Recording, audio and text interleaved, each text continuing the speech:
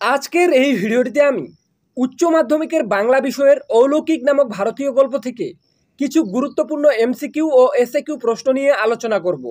এই এমসিকিউ ও এসএকিউ প্রশ্নগুলি তুমি যদি ভালোভাবে পড়ে রাখতে পারো তাহলে এই অধ্যায় থেকে তোমরা উচ্চ মাধ্যমিক 2023-এর বাংলা পরীক্ষায় সমস্ত শর্ট প্রশ্ন কমন পেয়ে যাবে। তো চলো শুরু করি। প্রথমেই দেখে নাও অলৌকিক নামক ভারতীয় গল্প থেকে তোমরা যে গুরুত্বপূর্ণ এমসিকিউ প্রশ্নগুলি খুবই ভালোভাবে পড়বে। 1 নম্বর, বলি কান্ধারী কে ছিলেন? উত্তর, একজন দরবেশ। 2, বলি কান্ধারী কোথায় থাকতেন? উত্তর, পাহাড়ের চূড়ায়। 3, গুরু নানক ঈশ্বরকে কি বলে সম্বোধন করেছিলেন? উত্তর, জয় নিরঙ্কার বলে।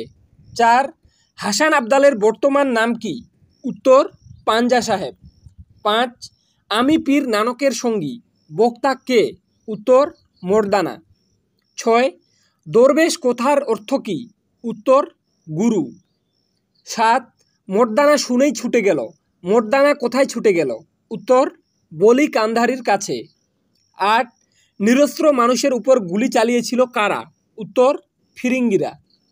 9, বলি কান্ধারী হতভম্ব হয়েছিলেন কেন? উত্তর, কুয়োয় একটুকুও জল নেই বলে। 10, অলৌকিক গল্পে গুরু নানককে কি বলা হয়েছে? উত্তর, সদ্গুরু। 11, গল্পটা মনে পড়লে হাসি পেত, কোন গল্পটা? উত্তর, হাত দিয়ে পাথর থামিয়ে দেওয়ার গল্পটি। 12, গল্পটা আমাদের স্কুলেও শোনানো হয়েছিল, কোন গল্পটি? উত্তর, হাত দিয়ে পাথর থামিয়ে দেওয়ার গল্প। 13, ট্রেন থামানোর জন্য কার কাছে আবেদন করা হয়েছিল? উত্তর, স্টেশন মাস্টারের কাছে। 14, আমাদের সমস্ত ঘটনা শোনালেন, এখানে কার কথা বলা হয়েছে? উত্তর, মায়ের বান্ধবীর কথা।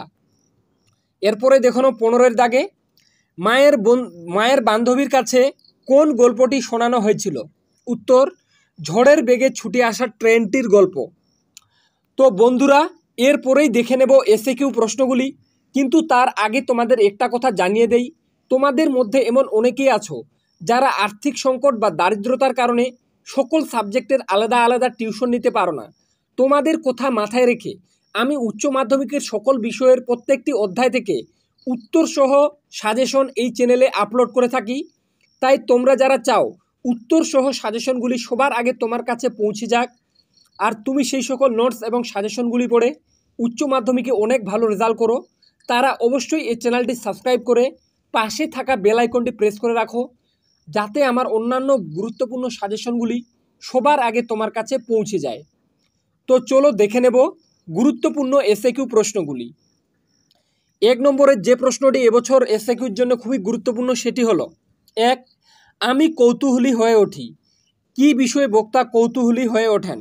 উত্তর, লেখকের মা লেখককে গুরু নানককে নিয়ে একটি গল্পের প্রথম অংশটুকু বলায় লেখক অবশিষ্ট শোনার জন্য কৌতূহলী হয়ে ওঠেন। 2, উনি রীতিমতো হতভম্ব, কে কি দেখে হতভম্ব হয়েছিলেন? উত্তর, বলি কান্ধারী যখন দেখেন যে তার কুয়োয় একটুকুও জল নেই তখন তিনি হতভম্ব হয়েছিলেন। 3, নেমে এসে নালিশ জানালো, কে কার কাছে নালিশ জানালো? উত্তর, পাহাড়ের চূড়া থেকে মর্দানা নেমে এসে গুরু নানকের কাছে নালিশ জানালো। 4, শাখা কি? উত্তর, কোনো ন্যায়সংহত অধিকারের জন্য বা কোনো মহৎ উদ্দেশ্যে মৃত্যুবরণের ঘটনাকে পাঞ্জাবি ভাষায় শাখা বলা হয়। এরপর দেখো 5-এর দাগে, বলি কান্ধারী নানককে কাফের বলেছেন কেন? উত্তর, জন্মসূত্রে মুসলমান ধর্মসাধক বলি কান্ধারী জন্মসূত্রে শিখ সাধক গুরু নানকের জনপ্রিয়তার কারণে ঈর্ষান্বিত হয়ে তারা কাফের বলে আখ্যা দিয়েছিলেন। 6, শাখা হলে কি কি নিয়ম পালন করা হতো? উত্তর, শাখা হলে বাড়িতে রান্না বন্ধ রাখতে হতো ও রাতে মেঝেতে শুতে হতো। 7, চোখের জলটা তাদের জন্য, কাদের জন্য চোখের জলটা? উত্তর, যারা খিদে ও তেষ্টায় কাতর দেশবাসীকে রুটি জল লুচি ডাল পায়েস পাঞ্জা সাহেবে পৌঁছে দিয়েছিলেন, চোখের জলটা তাদের জন্য। এরপরে দেখে নেব 8-এর দাগে, সেই শহর দিয়ে খিদা তেষ্টায় কাতর কয়েদিদের ট্রেন যাবে এ হতে পারে না, কারণ কি ছিল? উত্তর, পাঞ্জা সাহেবেই গুরু নানক মর্দানার তেষ্টা মিটিয়েছিলেন, তাই সেই শহর দিয়ে খিদা তেষ্টায় কাতর কয়েদিদের ট্রেন যাবে এ হতে পারে না। এরপরে দেখে নাও 9 এর দাগে, আমি কাফেরের শিষ্যকে এক গন্ডুজ জলও দেব না। বক্তা কে? এখানে কাফের ও শিষ্য বলতে কাকে বোঝানো হয়েছে? উত্তর, উদ্ধৃত অংশটির বক্তা হলেন বলি কান্ধারী। এখানে কাফের বলতে গুরু নানক ও শিষ্য বলতে মোর্দানাকে বোঝানো হয়েছে। এরপরে দেখে নাও 10 এর দাগে, পাঞ্জা সাহেবে পৌঁছে এক আশ্চর্য ঘটনা জানতে পারি। কোন ঘটনার কথা বলা হয়েছে? উত্তর, পাঞ্জা সাহেবে ঝড়ের বেগে ছুটে আসা ট্রেনটিকে থামানোর কথা এখানে বলা হয়েছে।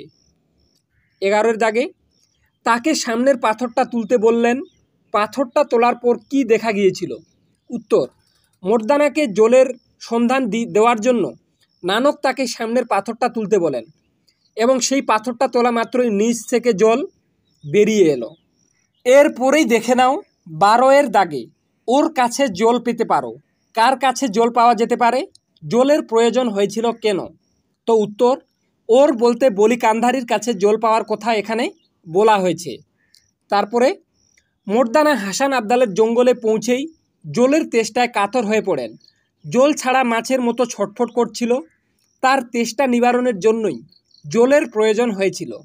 তারপরে 13 এর দাগের প্রশ্ন, বলি কান্ধারীর নানককে, সরি এখানে প্রশ্নটা একটু টাইপিংয়ে ভুল হয়ে গেছে, তোমরা এভাবে করে নেবে, বলি কান্ধারী মোর্দানাকে কতবার ফিরিয়ে দিয়েছিলেন?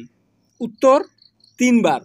এরপরে দেখানো 14 এর দাগে, অলৌকিক গল্পে গুরু নানকের যে ধ্বনি উচ্চারণের কথা আছে সেটি কি? তো উত্তর, জয় নিরঙ্কার ধ্বনি।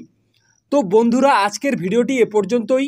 ভিডিওটির মাধ্যমে তোমরা একটু হলেও উপকৃত হয়ে থাকলে অবশ্যই চ্যানেলটি সাবস্ক্রাইব করে পাশে থাকা বেল আইকনটি প্রেস করে রাখো, যাতে আমার অন্যান্য গুরুত্বপূর্ণ নোটস এবং সাজেশনগুলি সবার আগে তোমার কাছে পৌঁছে যায়। আর তোমরা যারা এই সাজেশনটির পিডিএফ ফাইল ডাউনলোড করতে চাও, তাদের জন্য আমি ডেসক্রিপশন বক্সে আমার ইনস্টাগ্রাম আইডি এর লিঙ্ক দিয়ে রাখবো। তোমরা ইনস্টাগ্রামে আমাকে ফলো করে এইচএস বেঙ্গলি অলৌকিক এমসিকিউ ও এসএকিউ সাজেশন লিখে মেসেজ করো। আমি কিছুক্ষণের মধ্যেই তোমাকে এই সাজেশনটির পিডিএফ ফাইল সেন্ড করে দেব। তো আজকে এ পর্যন্তই, দেখা হবে নেক্সট কোনো ভিডিওতে।